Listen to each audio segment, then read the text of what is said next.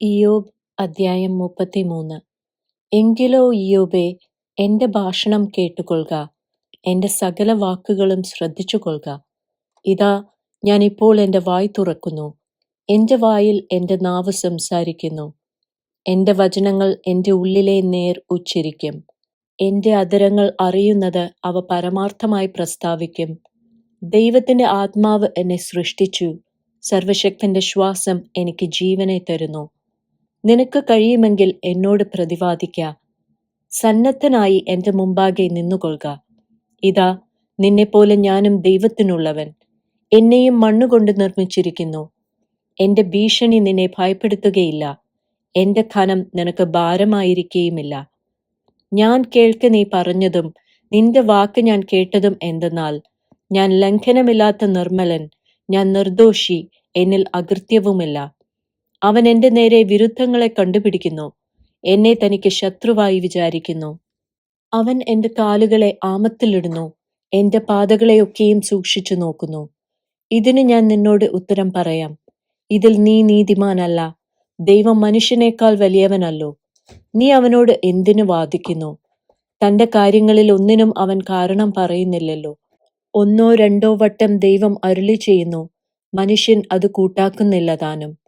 ഗാഢനിദ്ര മനുഷ്യർക്കുണ്ടാകുമ്പോൾ, അവർ ശയ്യമേൽ നിദ്ര കൊള്ളുമ്പോൾ, സ്വപ്നത്തിൽ, രാത്രി ദർശനത്തിൽ തന്നെ അവൻ മനുഷ്യരുടെ ചെവി തുറക്കുന്നു, അവരോടുള്ള പ്രബോധനയ്ക്ക് മുദ്രയിടുന്നു.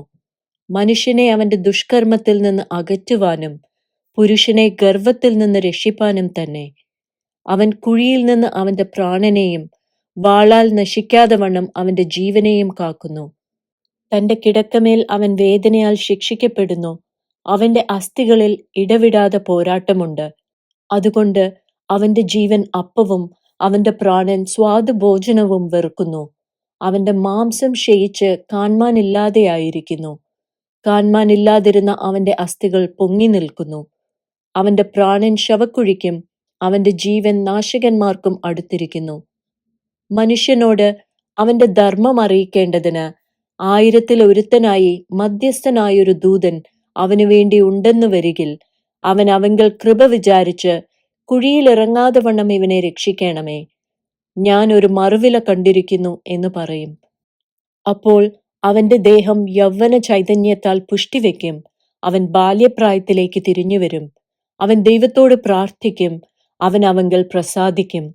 തിരുമുഖത്തെ അവൻ സന്തോഷത്തോടെ കാണും. അവൻ മനുഷ്യന് അവന്റെ നീതിയെ പകരം കൊടുക്കും.